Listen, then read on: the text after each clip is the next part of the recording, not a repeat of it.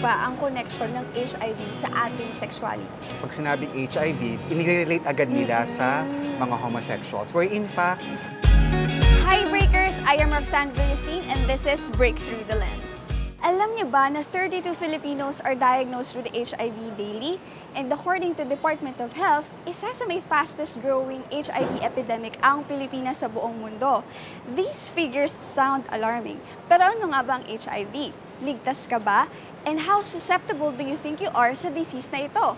At ano ang connection nito sa ating sexuality? To answer these questions, kasama natin si Mr. Alain Dizon. Hello, Kuya Alain! Hi, Rhox! Ano po ba ang HIV and what happens to someone na meron ito? HIV is human immunodeficiency virus. So it's a virus that affects our immune system.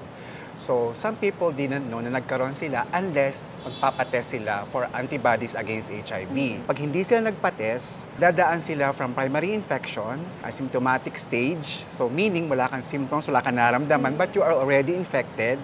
And then pupunta ka sa symptomatic stage where you begin to experience opportunistic infections and then sa AIDS stage. But it will take some time, like years, depending on the lifestyle of the person. So unless hindi siya nagpa-test, hindi niya malalaman. Though some people ask, pag nagka-virus ka, ano nangyayari? Any kind of virus, pag tinamaan tayo sa katawan, normally magkakalagnat ka, magkakasipon, or sore throat. So, hindi mo malalaman talaga na nagkaroon ka ng specifically ng HIV kung hindi ka magpapatest. Ano po ba ang connection ng HIV sa ating sexuality? That's a good question. Because nowadays, in our context, pag sinabing HIV, inirelate agad nila sa mga homosexuals. Where in fact, it depends on the sexuality of the person, how people express your sexuality. So to define sexuality is not just about, having sex with someone, but sexuality involves our sexual thoughts, our sexual emotions and feelings, our attraction and our behavior towards other people and towards ourselves. Some people call it sexual orientation. Depending on how you express your sexuality at risky behaviors, yun yung magiging susceptible ka sa HIV. Since nabanggit niyo na po ang word na susceptible, how susceptible are we sa HIV naman? Siguro mas maganda, alamin natin paano ka ba nahahawa ng HIV. So there are only 3 factors how can you be infected with HIV. Una is through unprotected penetrative sex. Yun yung pinaka-main cause nowadays. Like 88 to 92% globally, not only here in the Philippines, people got the HIV through unprotected sex. Pangalawa is through blood. Una is injecting drug use, okay? Nag-share sila ng needles and all that stuff. And through blood transfusion. Mayroon tayong tinatawag na window period. It usually 12 weeks or 3 months. Na kapag doon ka nagpa-test, ang lalabas sa result ay non-reactive or negative. Where in fact, ang totoo, positive ka na. So kailangan sa mga sexually active, every 3 months, nagpapatest sila to cover that window period. Although we are very careful in what we do sa blood transfusion, pero mababang factor lang naman yun sa atin. And next is yung mother-to-child transmission. So kapag yung mother is positive, pwede niyang maipasa yung virus sa baby.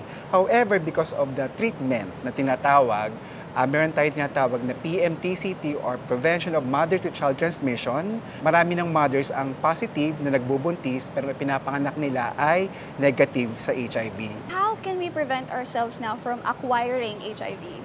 Well, of course, you have to be safe and careful. Una, you need to access the correct and full information what is really HIV.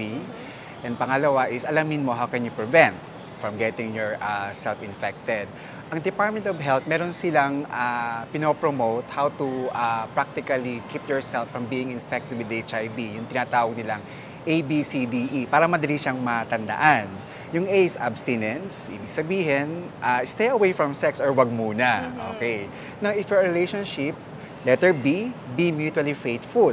Dapat alam niyo yung HIV status niyo if you're engaged in a sexual relationship with your partner. Pangatlo, letter C, kung hindi mo kaya mag-abstain, then correct and consistent use of condoms. And then letter D is do not inject drugs use sa'yo para maiwasan mo yung infection through IDUs na tinatawag.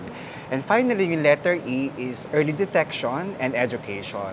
So education kasama din yung dapat. Alam yung treatment and early detection is what will you do after the testing. Thank you so much, Kuya Alain, for being with us. You're welcome and salamat din. Sobrang dami ko pong natutunan talaga. So Breakers, may mga questions ba kayo o mga bagay na gustong pag-usapan dito sa Breakthrough the Lens? Let us know by commenting below. If you need someone to talk to, you can reach us through our numbers. Also, don't forget to like and follow us through our Facebook and Instagram accounts. And also, don't forget to subscribe to this YouTube channel para hindi niyo ma-miss ang aming susunod na episodes. Again, I am Rhox Villasin and this is Breakthrough the Lens.